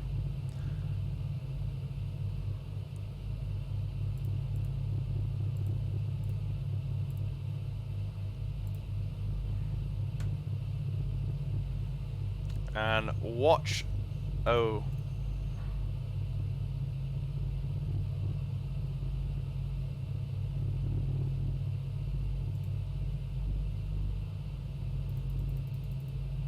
That's a little bit more than 2.7.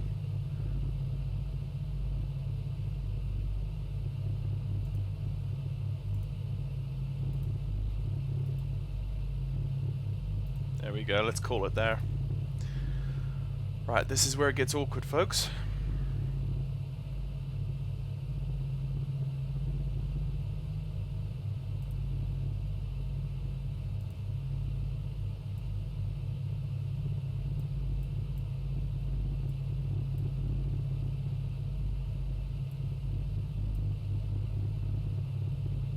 Okay, any moment I'm going to turn due north.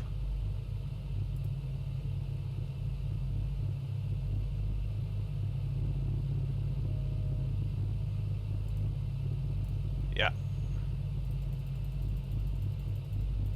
That's me.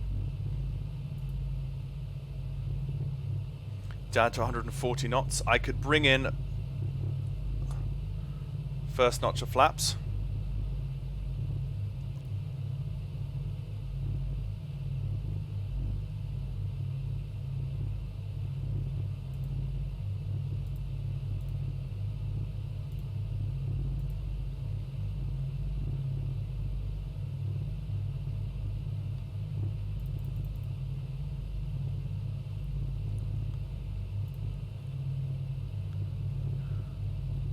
Lovely scenery, but I really can't focus on that now. And there is about due north. Yeah. And why are we not getting a localizer yet?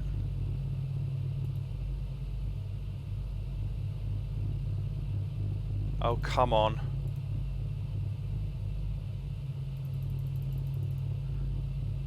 Why are we not getting a localizer?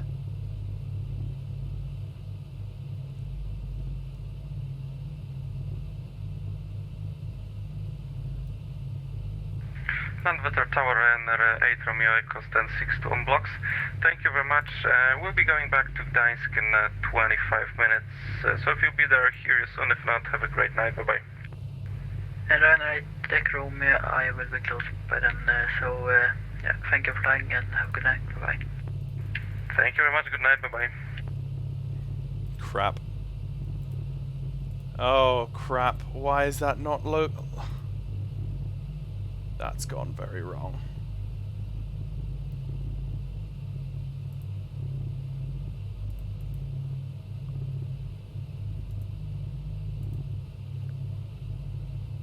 Tower Scandinavian 551 localizer alive.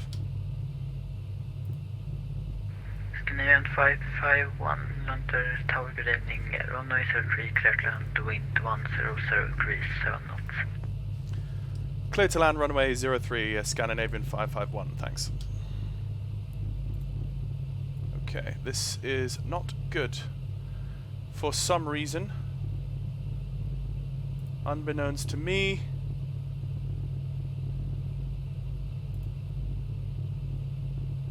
$110.3. Let's do it on this one as well, just to make sure. No. Oh, screw that. I'm done somehow. Okay. Perhaps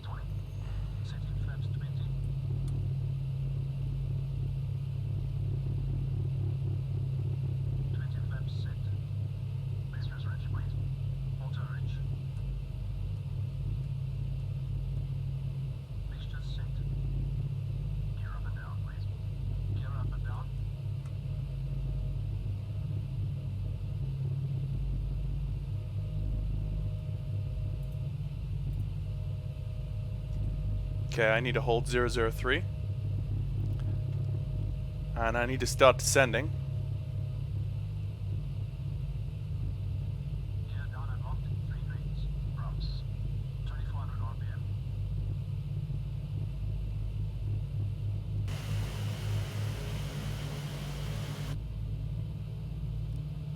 Alright, this is where my engines start dying. 2400 RPM set. Cow flaps. Cow flaps. 30 degrees. Cow flaps set. ADI off. ADI is off. Landing lights. Speed good. Extending lights. Lights extended and on. Carbine. Calming cold. Set cold. Before landing checks complete. I'm completely doing this off the book. This should not be done like this. Oh, okay, no, I see something in the distance there. Okay, yeah, I see the runway headlights. Oh, goodness sake.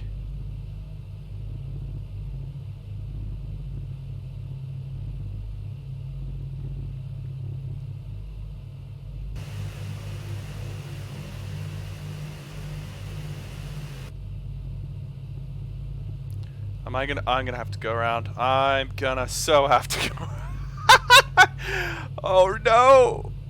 Oh no, I screwed that up so bad.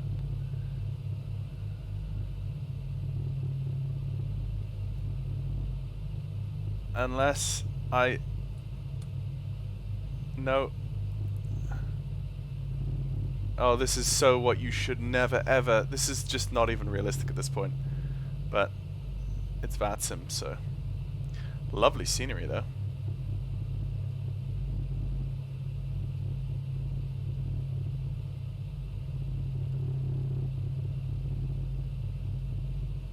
Lovely scenery.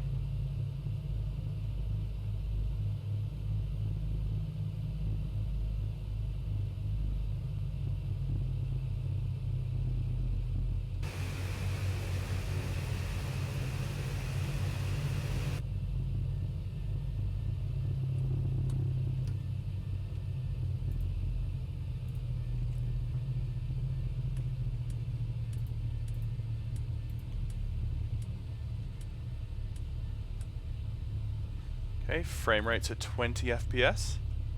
After landing checks complete.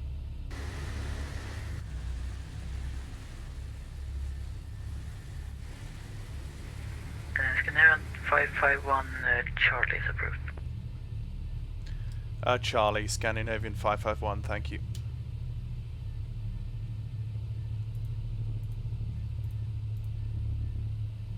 Scanner 551 Delta is also approved. Thanks, we'll take Delta.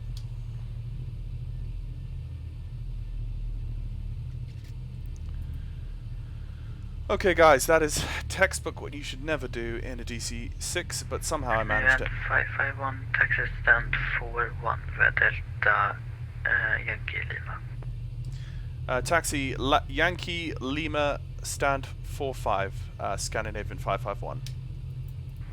Scandinavian 551 confirm stand 41. Stand 41, Scandinavian 551, thanks.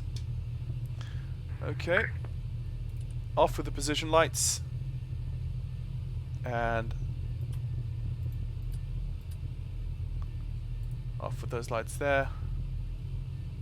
No, I don't want to open the window.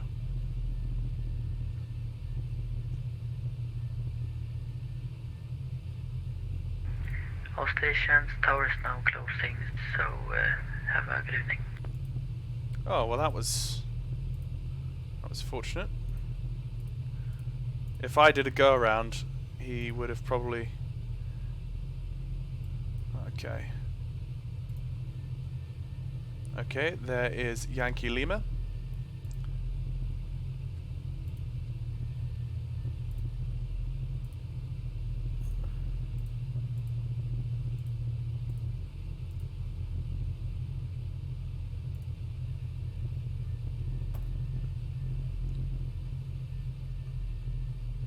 I don't know what the mystery was with that locked, that Garmin VOR course. I have a feeling that somewhere the system was still locked in GPS mode and not VOR mode.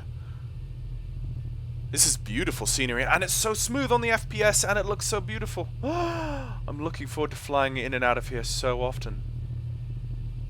I think I'm in love. I'm always in love with Scandinavia. What am I saying? Look at that. And it's all a PBR airport as well. Oh, that's stand 4-1.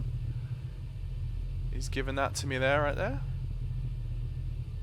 Now, why is there a Boeing 747? Oh, maybe that's static. Oh, I thought I turned off all the static on this. Anyway. Yeah, I have a feeling that was maybe a glitch on the part of a residual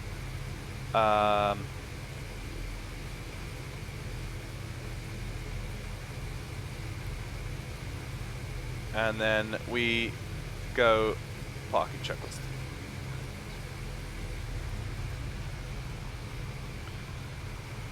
And pause track IR. Whew. Okay.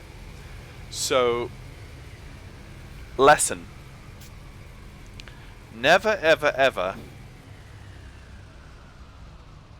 Well.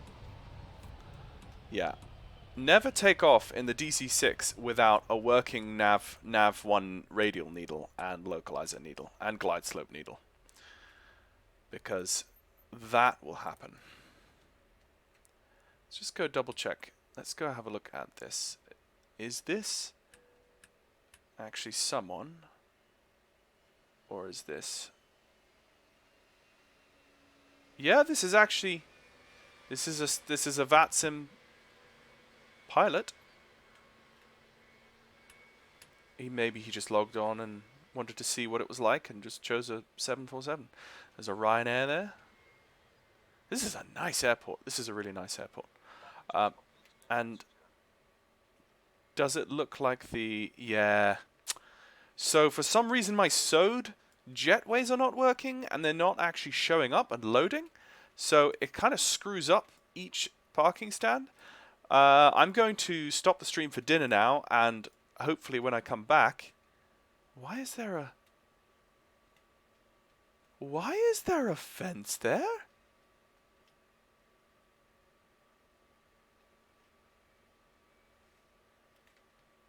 Are those, like, unused... Oh! Oh, they're actually genuinely supposed to be like that. Oh! So they're boarded up. And they've just been fenced off? Yeah, well, I mean, there's no taxiway stand numbers. So that makes sense. That's weird. I wonder why they've done that. Yeah, look at this. Oh my goodness. That's cool. They're actually just like in the middle of refurbishing, maybe? Yeah, maybe they're refurbing the stands or something. Yeah. Ha. YOLO.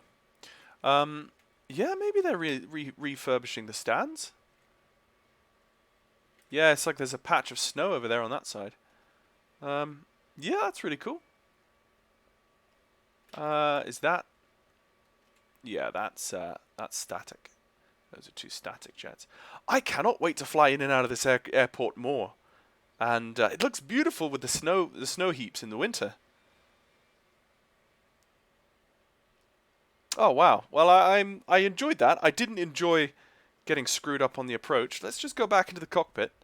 And okay, so why there's got to be a button down here somewhere to do with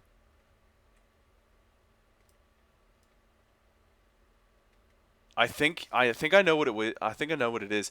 I loaded the aircraft into the sim with a GPS, and then I went over to the to this thing and clicked this. See, if I go and reload the aircraft with a GPS, I bet you it's going to be switched to nav. I'm just going to save this flight while I'm here. Negative 89, that was ridiculously good touchdown rate for that ridiculously bad approach. Okay, okay, now I've reloaded with a GPS. If I turn on the... Okay, if I turn this on, how am I going to... Oh, actually, is it down here? No, wait. Oh, there's the GPS. Okay. Okay. Press OK. Control. Menu. Exit. Okay. GPS. There you go. How do I change that? How do I change that? I don't know how to change that in this. How do I change it from GPS to nav?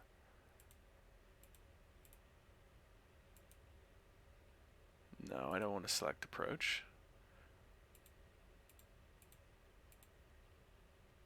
Oh, that's the power off. No, I don't want to turn the power off.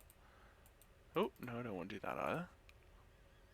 Nearest key, OBS key, message key, flight plan key, and procedure key. Me looking around at the other passengers, did the pilot just say, screw that? Yes. He did, Bradley. That's right. You could hear him like muffled in the cockpit. The pilot just going, screw that, and just like, oh, not good. I would never really make a commercial airline pilot. Well, I would enjoy that, and I would be good at it. But I've definitely chosen not to do that in my life. So, yeah, I know I'm inside the airspace. I don't know how to turn that off of GPS to nav. Oh, PMDG, why you do this? Okay, guys, I will come back and I will figure this out, and I will be able to. I will not do that in the future. I will not do that in the future because, like, I had everything set up. I had everything correct except for that one little thing, and I didn't twig it fast enough, and maybe in the cruise I may have been able to figure that out and sort it, but not there. Okay. Okay, guys, thank you very much for watching. This particular video is going to finish now. We are on the ground, thankfully safely, at the new scenery. And what I'm going to do is I'm now going to go away and have some dinner, and then the next live stream is going to be, I'm going to say, in roughly an hour. How about that? An hour from now, so yeah, let's say an hour from now. Well, half an hour. I'm going to say half an hour. The next live stream is going to be in half an hour from now, and it's going to be the Bonanza at Gothenburg. I'm just going to be doing some circuits. And how about, instead of this, I'm going to change it to a summertime, so we can see what the airfield looks like in the summertime, and we're going to have some nicer weather so that we can actually appreciate the wider scenery. So that's what's going to happen. So thank you very much, guys. Hope to see you in roughly half an hour. So,